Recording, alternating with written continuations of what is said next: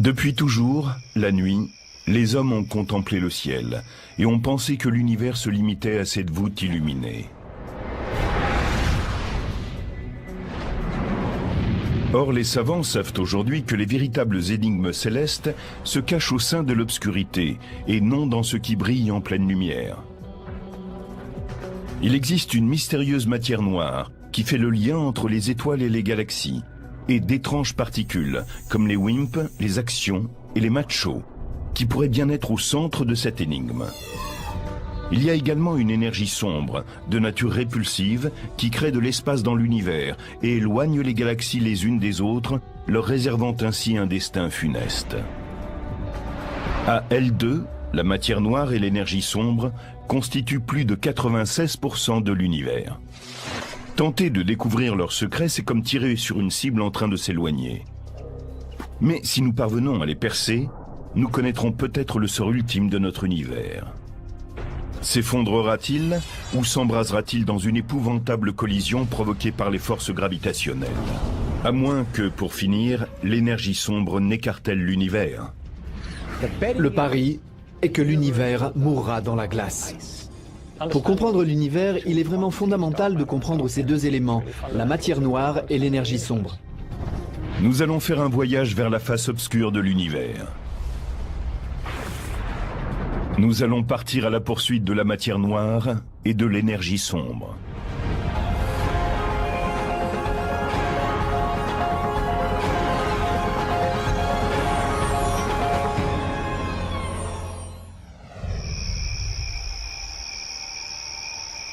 La matière noire ne ressemble à rien de ce que nous connaissons sur Terre.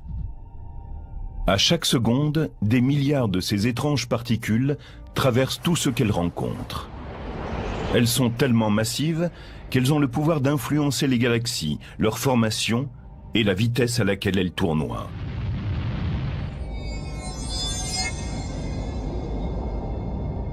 Invisible, la matière noire est partout présente, ou en tout cas, c'est ce qu'il semble. Les scientifiques n'ont pas encore la preuve directe de son existence.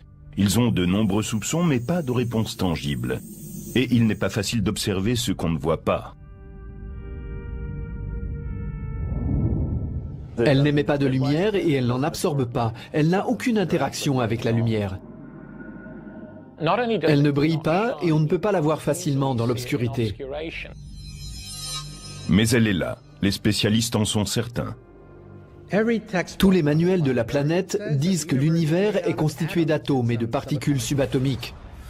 Eh bien, ils sont tous dans l'erreur. Et nous allons descendre sous terre pour en faire la preuve. Quand les gens entendent parler de cette matière invisible qu'on appelle la matière noire, ils disent « C'est ça, oui, prouvez-moi qu'elle existe ». Nous sommes à Soudan, dans le Minnesota, à 300 km des grandes villes illuminées. C'est l'endroit parfait pour traquer la matière noire, mais pour d'autres raisons que celles auxquelles on pense au premier abord.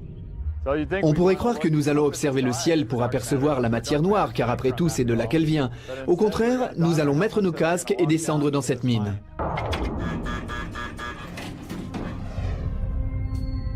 Le laboratoire national de Soudan est situé à 750 mètres de profondeur. Cette ancienne mine de fer désaffectée a été transformée en établissement de recherche.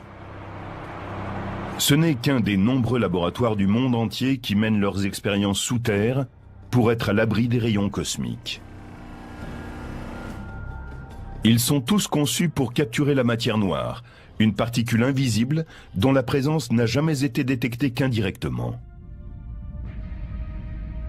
Nous travaillons là-dessus depuis 10 ans et nous sommes impatients de voir une particule de matière noire. Cette traque a débuté il y a presque un siècle, quand les astronomes ont eu à leur disposition des instruments performants pour observer le ciel nocturne. Et les questions ont commencé. Dans les années 1920, avec le développement de la technologie, on a enfin pu s'occuper de petits objets flous que les savants avaient remarqués dans leurs télescopes. On a pu élucider leur nature et imaginer ce que c'était. Edwin crée un choc lorsqu'il affirme alors que l'univers ne se limite pas à la seule Voie lactée. On s'est rendu compte que ces petits objets flous étaient tout simplement des galaxies, autres que la Voie lactée. Pendant que les astronomes découvraient de nouvelles galaxies, un savant de Caltech, Fritz Zwicky, observait un super-amas de galaxies voisin de la Terre, le super-amas de Coma, et remarquait une chose étrange. En mesurant les mouvements qui se produisaient dans le super-amas de Coma, il a obtenu une estimation de sa masse dynamique. Puis il l'a comparée à la masse qu'il aurait dû obtenir selon ses observations d'autres galaxies. Quelque chose clochait. Les galaxies se déplaçaient trop vite à l'intérieur de l'amas par rapport à la quantité d'éléments lumineux qui s'y trouvaient. D'après ses calculs, il aurait dû trouver une masse dynamique lumineuse 160 fois plus importante, étant donné la vitesse des galaxies dans l'amas. Un autre élément influençait donc leur mouvement. Mais quoi? Il a analysé ces mouvements et en a conclu que l'amas ne pouvait pas être stable, à moins qu'une importante quantité de matière noire ne soit présente. En 1933, il était un des premiers à saisir le rôle de la matière noire, qu'il appelait alors la matière manquante. La matière noire était donc une masse invisible qui, par son attraction gravitationnelle, était capable dans un amas d'affecter la vitesse de galaxies entières. Certes, il s'agissait là d'une idée révolutionnaire, mais cette découverte est restée largement ignorée. Je pense qu'on a pris Zwicky au sérieux, mais que simplement on n'en a tiré aucune conclusion. À l'époque, on commençait à explorer l'univers. Dans les années 20, on s'apercevait tout juste qu'il existait d'autres galaxies que la nôtre. Mais on ignorait encore s'il s'agissait de simples galaxies, d'étoiles, de gaz ou de poussière invisible, ou encore si on était devant quelque chose de complètement différent. Les observations de Zwicky étaient basées sur les mesures de masse qu'il avait effectuées sur les étoiles et les galaxies. Mais comment peser des objets qui se trouvent dans l'espace? On ne peut pas prendre le Soleil et le placer sur une balance, mais on peut mesurer la vitesse à laquelle les planètes tournent autour de lui. Et plus il y a de matière dans le Soleil, plus les planètes doivent accélérer pour rester sur leur orbite. Newton et Einstein ont dit tous deux que plus la masse d'un objet était importante, plus son attraction gravitationnelle était forte. Et plus un objet est loin du centre, plus il avance lentement sur son orbite, puisque l'attraction gravitationnelle diminue. Selon la théorie de la relativité générale d'Einstein, ou même selon la loi de la gravitation de Newton, les galaxies sont poussées les unes vers les autres. Ainsi le Soleil agit-il dans le système solaire. Sa masse attire Mercure plus vite que Pluton, parce que Mercure est plus proche du Soleil. Comme c'est le cas pour une galaxie, on s'attendrait à ce que plus les objets sont loin, plus ils se déplacent lentement pour poursuivre leur orbite. Mais cela ne correspond pas aux observations de Zwicky, ni à celles effectuées par la jeune scientifique Vera Rubin 50 ans plus tard. Celle-ci examine les courbes de rotation de galaxies spirales similaires à la Voie lactée. Et tout comme Zwicky, ce qu'elle constate lui semble étrange. Vera Rubin s'est aperçue qu'en fait, en s'éloignant, la vitesse du gaz et des poussières en orbite restait constante. Prenons une comparaison. Si une ville est une galaxie et que chaque voiture correspond à une planète ou une étoile, eh bien, malgré l'importance de la circulation, chaque voiture circulera autour de la ville à la même vitesse. Cette vitesse de rotation constante, en dépit de la quantité d'objets en circulation, est exactement ce qu'a observé Vera Rubin. Pour que les régions extérieures de la galaxie tournent aussi rapidement, il fallait qu'elles contiennent une masse beaucoup plus importante pour ne pas être disloquées. La seule façon de résoudre le paradoxe de ces galaxies qui tournent 10 fois trop vite, c'est de supposer qu'un halo de matière invisible les entoure et préserve leur intégrité. La matière noire serait présente dans les galaxies et elle aurait une masse suffisante pour que la vitesse de rotation demeure constante. Imaginez que je sois la matière noire. Cette balle est une étoile qui tourne autour de moi car ma force gravitationnelle la maintient en place.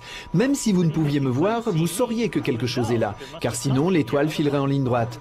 Il y a forcément un élément qui exerce sa force gravitationnelle et nous en déduisons ainsi l'existence de la matière noire. Vera Rubin a estimé qu'il y avait 10 fois plus de matière noire que d'éléments lumineux. Depuis, nous avons analysé des centaines de galaxies et elles sont toutes bâties sur le même modèle. Elles tournent trop vite par rapport à ce qu'elles sont, elles ont donc besoin de matière noire pour rester ensemble. Cette fois, les scientifiques ont porté leur attention sur ce phénomène et ont commencé à se demander ce qu'était cette matière noire.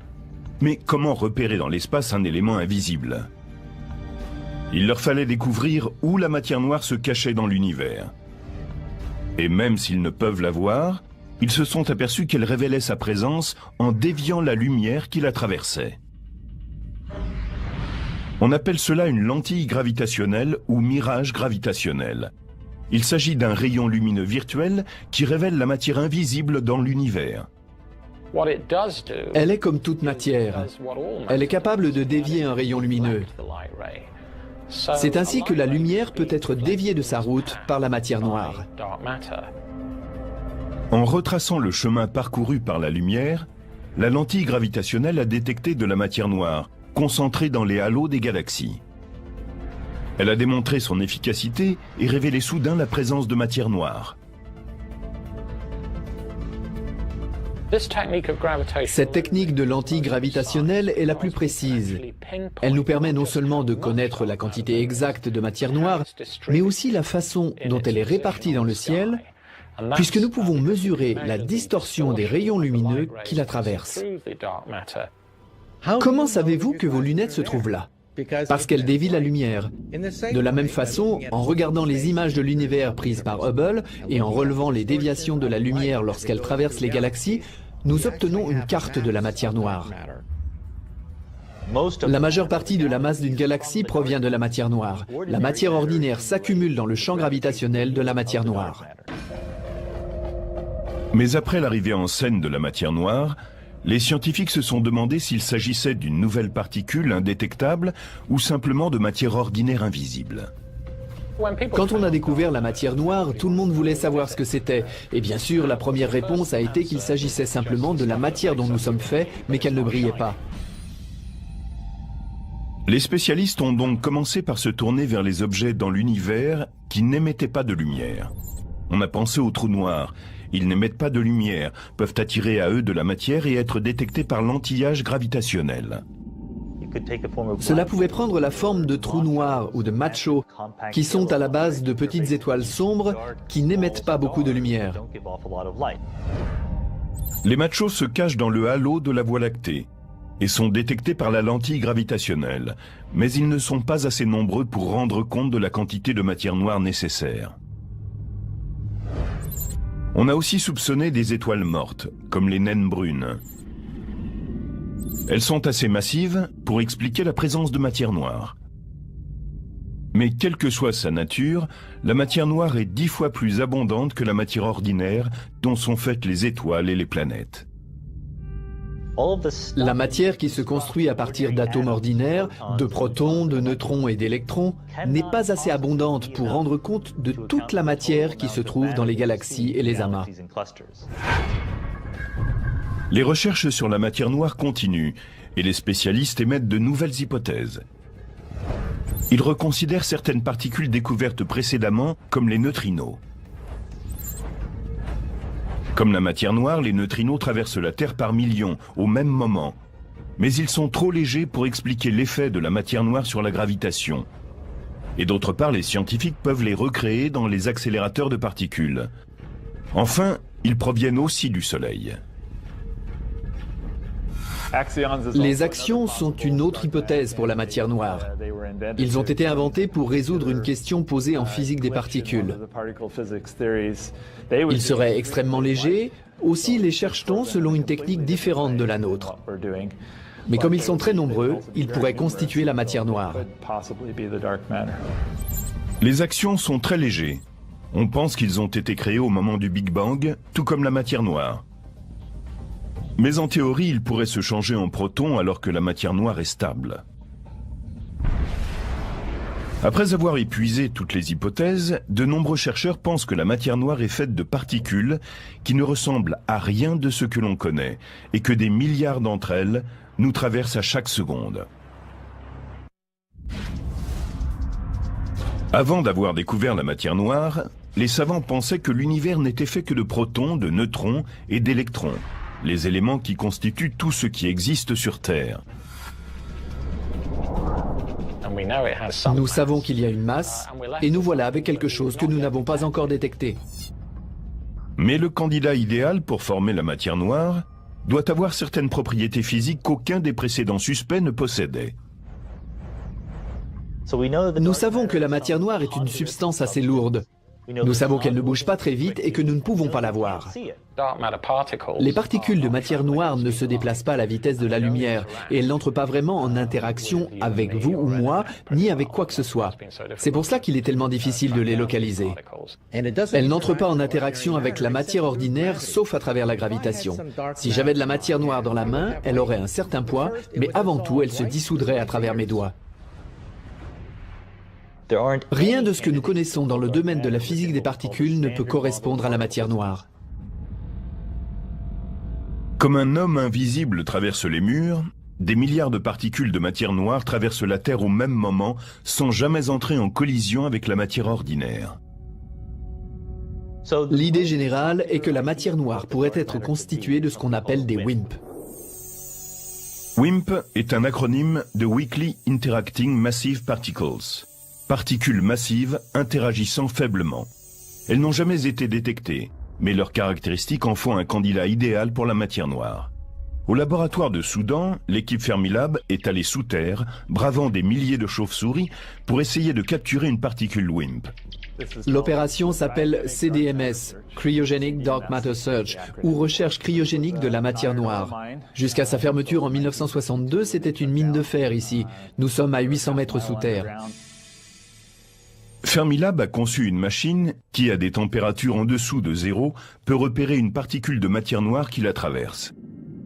Son détecteur utilise des cristaux de germanium, un métalloïde dense bourré d'atomes. C'est un bloc très pur de germanium.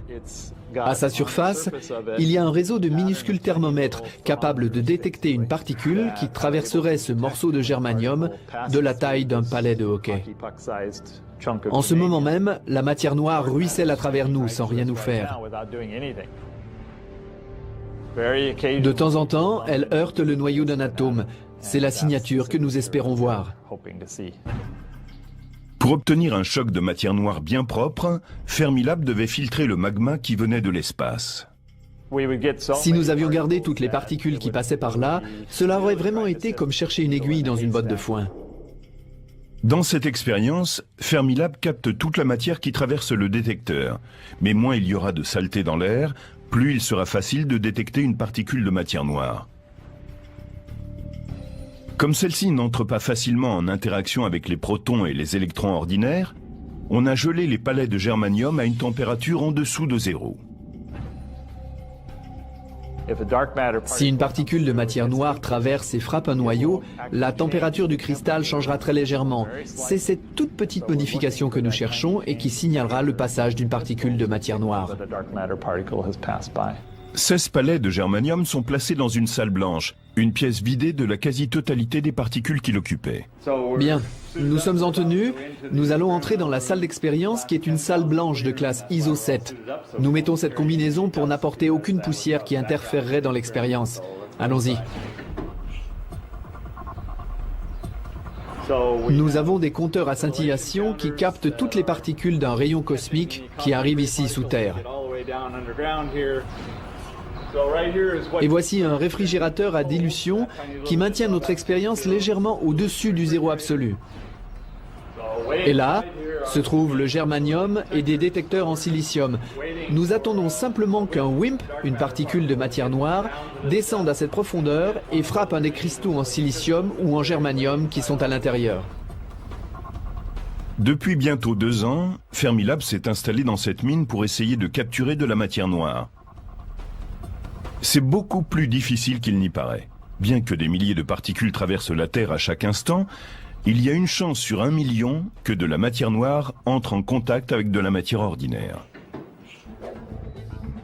Saisir une particule de matière noire en train de frapper un atome de germanium, c'est comme pour un archer tenter de frapper une cible qui s'éloigne à 1 kilomètre.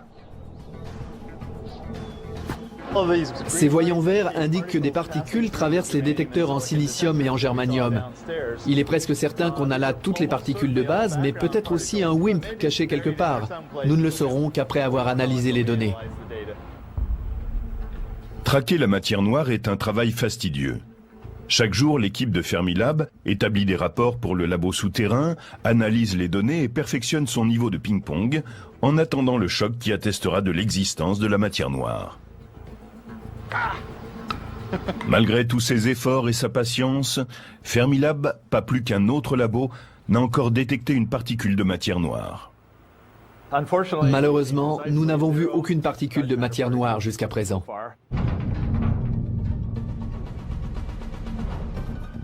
Il se pourrait qu'on annonce un jour que des physiciens ont capturé de la matière noire dans une bouteille. Nous avons une hypothèse qui semble expliquer l'univers dans lequel nous vivons.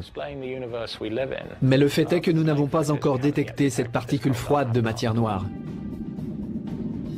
En trouvant de la matière noire, nous aurons la preuve de son existence et également des réponses à de grandes questions. Si nous capturons de la matière noire, nous aurons un aperçu de ce qui s'est produit 11 millièmes de seconde après le Big Bang. En découvrant ce qu'est la matière noire, les scientifiques espèrent comprendre comment l'univers a évolué au tout début de son existence. La matière noire n'est pas seulement un élément mystérieux de l'univers. Elle est fondamentale pour comprendre pourquoi nous sommes là.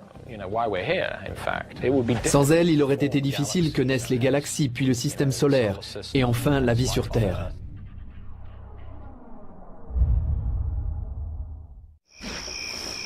On ne peut raconter l'histoire de la matière noire et de l'énergie sombre sans retourner en arrière, au début des temps, au moment du Big Bang, quand l'espace n'existait pas. Il n'existe pas de point central sur lequel on pourrait s'appuyer. C'est comme pour le Big Bang. Il n'y a pas un point dans le ciel à partir duquel s'étendent les galaxies. L'espace s'est créé entre le moment où régnait le néant et la violente explosion du Big Bang. Et c'est à partir de là que l'univers a commencé à se développer. Les particules se sont formées lors d'une fusion nucléaire qui a libéré gaz et énergie. La matière ordinaire a réagi avec une autre matière ordinaire. Quand il n'avait qu'une minute, l'univers était en fait un réacteur nucléaire. Et 380 milliers d'années plus tard, des particules ont commencé à s'agréger pour créer le terreau, d'où naîtront ensuite les étoiles et les galaxies. Les éléments les plus importants se sont encore développés et la gravitation a commencé à exercer sa force et à rassembler les objets. Aujourd'hui, les scientifiques ont compris que la matière noire avait été créée au moment du Big Bang. Et elle a joué un rôle essentiel pour que la matière ordinaire s'agrège et forme les étoiles et les planètes. Comme les poutrelles d'acier utilisées sur les chantiers, les particules de matière noire qui se déplacent lentement ont servi d'échafaudage sur lequel la matière ordinaire est venue s'accrocher. Comme elle est froide et peu interactive, nous pensons que la matière noire s'est rassemblée très lentement sous l'effet de la force gravitationnelle et qu'ainsi se sont créés les germes autour desquels la matière ordinaire s'est agglomérée pour former les galaxies. C'est un réseau cosmique, une toile d'araignée où des filaments de matière noire se croisent comme dans un échafaudage. C'est en ce sens que la matière noire constitue la structure, le bâti des galaxies lumineuses et que nous pouvons les voir sans difficulté. Les galaxies sont comme les lumières des sapins de Noël. Elles ne sont pas l'arbre lui-même, mais des éléments visibles de très très loin. En réalité, la galaxie est un grand halo dont la majeure partie nous est invisible. Nous en voyons les petits éléments lumineux que sont les étoiles et les planètes qui se sont rassemblés au centre de ce vaste halo qui est pour l'essentiel de la matière noire. Les scientifiques se sont longtemps demandé pourquoi les galaxies s'étaient formées dans l'espace selon des modèles apparemment aléatoires. On sait aujourd'hui que c'est à cause de la force d'attraction gravitationnelle de la matière noire. L'univers n'est pas uniforme. Il s'y trouve des vides, des amas, et il semble aussi comprendre des régions entières qui sont comme des bulles. Nous pensons que tout cela est dû à la matière noire. Au cours des dernières années, les astronomes ont encore avancé dans leur théorie et ont élaboré une carte détaillée en 3D de la matière noire dans l'univers grâce au mirage gravitationnel. Einstein a dit que la gravitation affectait tout et qu'elle était également provoquée par tout. Or, un des éléments qui est affecté par la gravité, c'est la lumière elle-même. Quand la lumière traverse la matière noire, elle est déviée, comme elle est déviée quand elle traverse une vitre. La lumière ne fait pas de différence entre la matière ordinaire et la matière noire. Les deux types de matière entravent le passage de la lumière à travers les galaxies. Comme on trace une route sur une carte, les astronomes ont tracé le parcours de milliers de sources lumineuses à travers la matière noire. Ainsi, les scientifiques ont-ils obtenu l'image la plus précise qui soit des lieux où la matière noire se cache dans l'espace. Nous pouvons comparer cette carte de la matière noire avec les emplacements des galaxies. Et nous découvrons alors que la matière noire agit comme un squelette. C'est la colonne vertébrale autour de laquelle s'amasse le matériau visible. En établissant la carte de l'univers,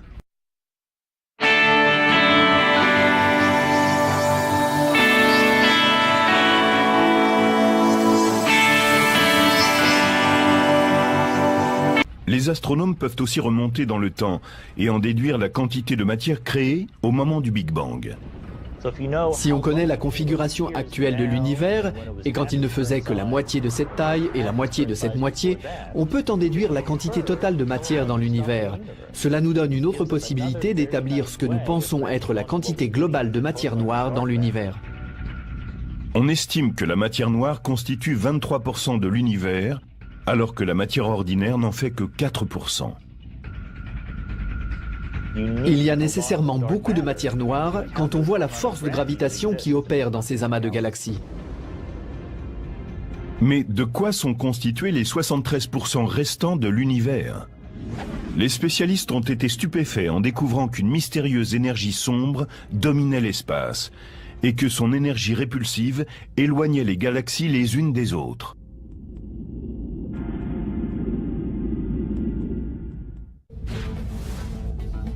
Ils ont toujours pensé que bien qu'il continue à s'agrandir, l'univers ralentirait son expansion, ou peut-être même s'effondrerait sur lui-même.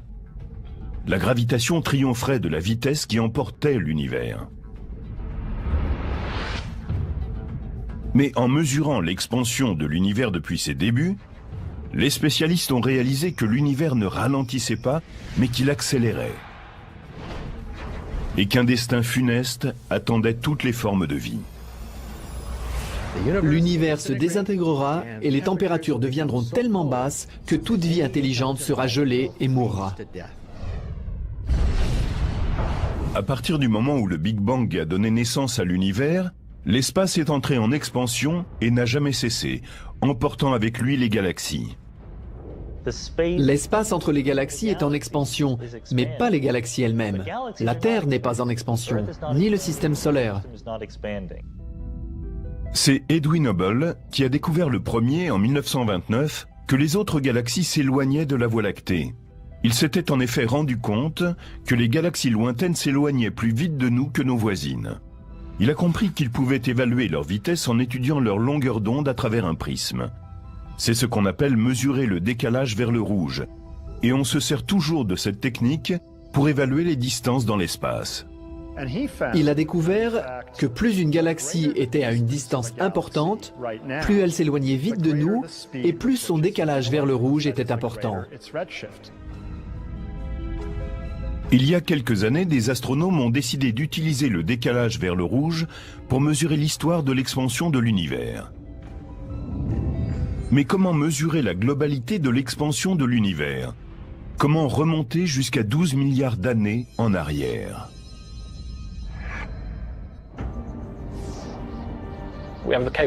Nous avons la capacité de remonter dans le temps pour observer directement le passé, tout comme un géologue observe les couches du Grand Canyon et peut remonter dans l'histoire en descendant vers les strates de plus en plus basses. Si vous observez des galaxies de plus en plus éloignées, vous voyez comment étaient les galaxies à des époques plus éloignées dans le temps. Pour mesurer l'histoire de l'expansion de l'univers, Les scientifiques ont utilisé les supernovas de type 1A comme chandelle standard. Un exemple de chandelle standard pourrait être une ampoule de 100 watts. Si vous en disposez plusieurs autour d'une pièce à différentes distances, vous observerez que les plus éloignées paraîtront moins brillantes et les plus proches plus lumineuses. Les supernovas de type 1A sont éclatantes partout, tout le temps, et où qu'elles apparaissent dans l'espace. Une supernova est l'explosion monumentale d'une étoile en fin de vie. Elle fait alors un grand boom. Cela se produit quand une étoile, comme une naine blanche, est en train de mourir, qu'elle se lance dans une sorte d'échappée nucléaire et se fait littéralement sauter en 1000 morceaux. On trouve des supernovas de type 1A dans des galaxies très lointaines. Elles semblent très peu lumineuses.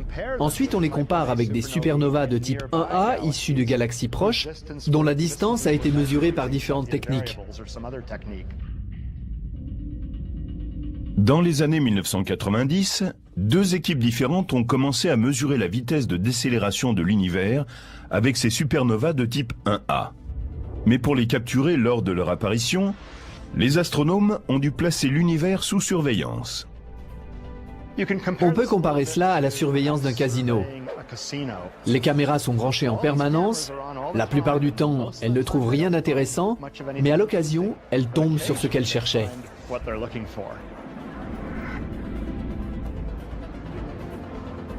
Nous avons beaucoup de galaxies à surveiller. Alors ce que nous faisons, c'est que nous prenons de grands télescopes dotés d'appareils grand champ, c'est-à-dire avec un champ pratiquement aussi large que la pleine lune. Nous effectuons ainsi de nombreuses prises de vue de l'espace et chaque image nous montre des milliers de galaxies. En comparant la luminosité d'une supernova lointaine de type 1A avec celle d'autres supernovas situées dans des galaxies proches, nous pouvons calculer à quelle distance se trouvent ces galaxies éloignées et en déduire jusqu'où nous avons remonté dans l'histoire de l'univers.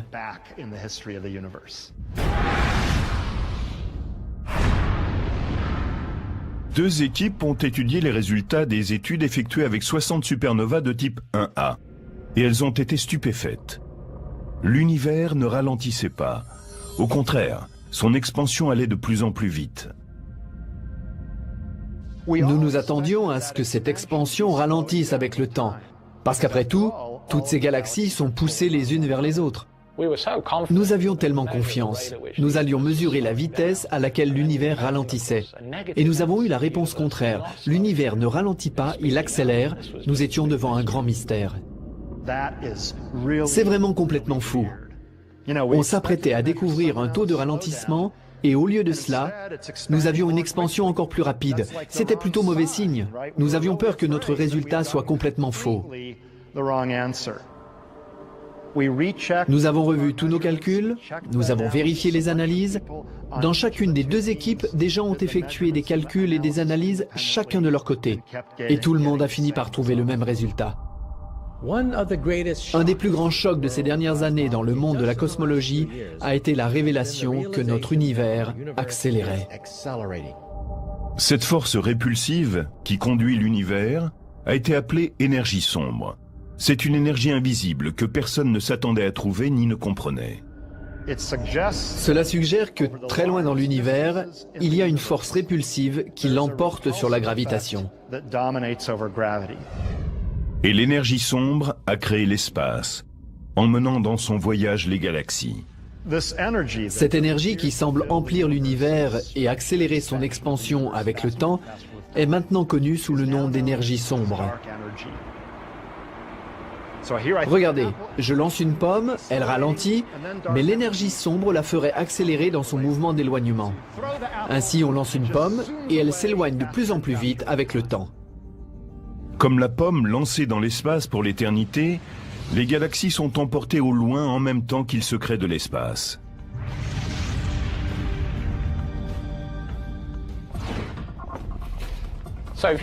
Imaginez une salle de classe emplie de chaises et que ces chaises s'écartent lentement les unes des autres à l'intérieur de la pièce. Ces chaises, ayant été écartées comme dans l'univers en expansion, Peu importe sur quelle chaise vous êtes assis, vous avez toutes les chaises qui sont en train de s'écarter de vous. Mais les chaises, elles, ne s'agrandissent pas, elles ont toujours la même taille. Ce qui se passe, c'est que la pièce s'agrandit car l'espace entre les chaises s'est élargi. Il s'est créé davantage d'espace entre les galaxies. Ainsi, individuellement, gardent-elles la même taille dans un univers où l'espace est de plus en plus grand. L'énergie sombre est très différente de la matière noire. Elle ne se rassemble pas en amas, comme le font les galaxies, ou comme les étoiles qui se rassemblent en galaxies. On pense qu'elle est assez uniforme, car on retrouve la même accélération dans quelque direction que ce soit. Elle est probablement constante, bien que certains pensent qu'il pourrait y avoir une structure dans sa répartition et son influence. L'énergie sombre est l'énergie du vide, l'énergie du rien. Même le néant a de l'énergie. Elle sépare les galaxies et crée un univers en fuite. Il semble que l'énergie sombre et la matière noire soient en lutte depuis le début des temps. La science pense que l'énergie sombre a été créée en même temps que la matière noire au moment du Big Bang. Elle a toujours existé dans l'univers, mais les forces gravitationnelles de la matière noire l'ont contenue, ralentissant l'expansion de l'espace au cours des 9 premiers milliards d'années. Cela a changé il y a 5 milliards d'années, quand l'univers est devenu assez vaste pour que la matière noire soit dispersée à travers l'univers. L'énergie sombre a été alors moins affectée par la pression de la matière noire, et de ce fait, l'univers est entré en expansion à une vitesse accélérée. L'énergie sombre est un élément constant, qui était sans doute très insignifiant quand l'univers était chaud et dense à ses débuts. La présence de l'énergie sombre n'avait alors guère d'importance, elle ne jouait aucun rôle. Ensuite, quand l'univers s'est refroidi et qu'il est devenu moins dense et plus vaste, la gravitation a perdu de son importance et l'énergie sombre a pris le pouvoir.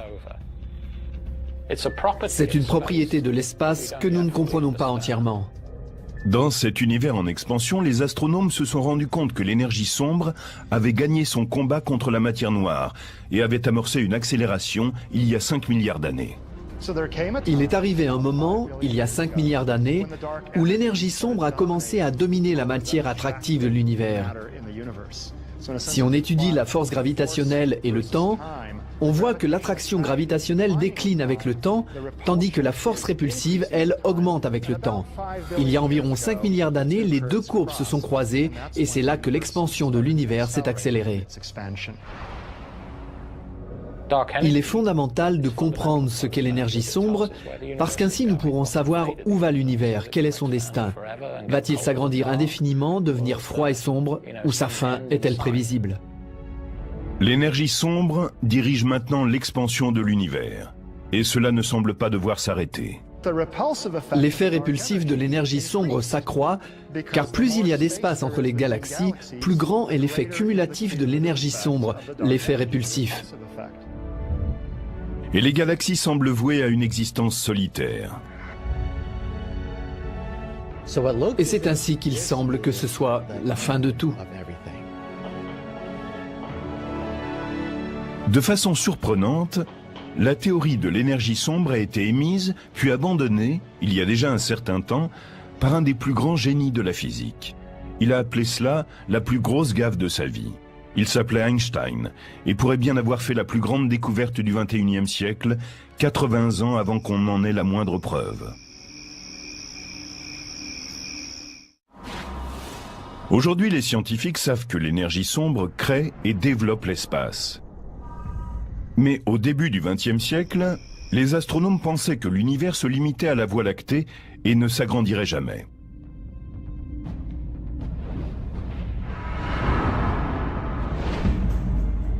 Einstein venait juste de concevoir sa théorie de la relativité, et il décida de la tester sur l'univers statique. Malgré tous ses efforts, il ne réussit pas à accorder son équation à l'univers statique. Ses calculs ont toutefois montré que l'univers doit soit s'agrandir, soit se contracter. Il s'est rendu compte que si on avait un univers lisse, où la matière était uniformément répartie, Celui-ci devait, selon sa théorie, soit être en expansion, soit en contraction. Ainsi, Einstein a proposé une énergie répulsive qui maintiendrait l'univers en équilibre avec la force attractive de la gravitation. Il a appelé constante cosmologique cette énergie constante qui assurerait l'équilibre de l'univers. Il a introduit la constante cosmologique ou l'énergie sombre pour que l'univers reste statique. Quand Hubble a annoncé que l'univers était en expansion, la théorie de constante cosmologique d'Einstein a semblé erronée et il a déclaré que c'était la plus grosse gaffe de sa vie. Il s'avère aujourd'hui que l'énergie sombre, concept qu'il avait abandonné dans les années 20, est en fait la force dominante qui écartèle l'univers. Cette fameuse gaffe d'Einstein nous apprendra peut-être si notre univers doit périr par le feu ou la glace. Et le pari est qu'il mourra dans la glace. En tentant d'observer le comportement de l'univers, Einstein avait posé, mais de façon erronée, l'existence d'une énergie sombre qui constituerait tout l'univers. La quantité globale de matière ordinaire et de matière noire ne suffit pas à expliquer la courbure dans l'espace que nous avons observée. Comme lorsqu'on regarde l'horizon sur Terre, l'univers est tellement vaste que la courbure de l'espace apparaît plate.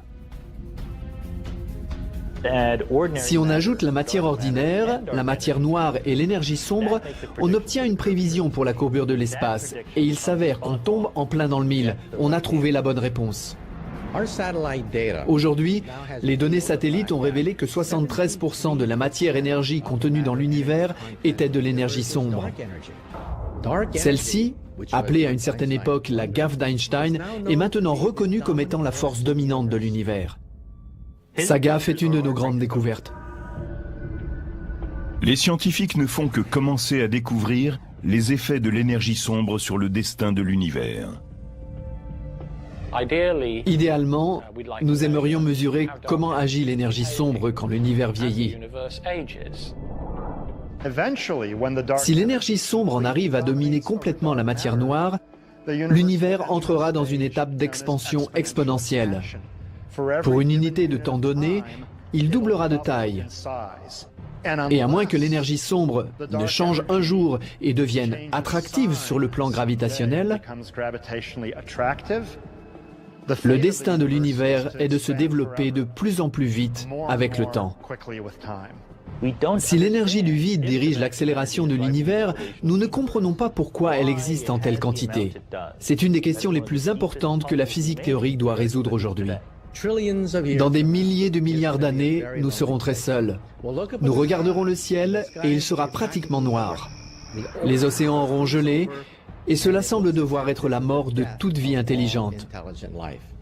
La présence de l'énergie sombre et les lois de la physique annoncent la mort certaine de toute vie intelligente dans l'univers. En découvrant la matière noire et l'énergie sombre, la science est près de pouvoir établir la théorie du tout. Une équation qui décrira l'ensemble du fonctionnement de l'univers. Une fois que nous aurons la théorie du tout, nous serons capables de répondre à certaines des questions les plus importantes que se soient posées les hommes et les femmes depuis qu'ils regardent le ciel. Cela représenterait le couronnement de 2000 ans de recherche sur les lois de la nature. Déjà, les Grecs se posaient la question « de quoi sont faites les choses ?» Aujourd'hui, la matière noire et l'énergie sombre continuent à être les questions cosmologiques les plus importantes du XXIe siècle. Il est certain que c'est frustrant, oui, et même humiliant de savoir que toutes nos connaissances dans le domaine de la physique se limitent à la matière ordinaire, et que nous ne comprenons qu'une toute petite parcelle de ce qu'est cette matière noire et cette énergie sombre. C'est le début d'une nouvelle ère, et les énigmes de la face sombre de l'univers demeurent. Une aventure semblable à la conquête de l'Ouest nous attend dans le domaine de la physique des particules. C'est une propriété de l'espace que nous ne comprenons pas encore entièrement.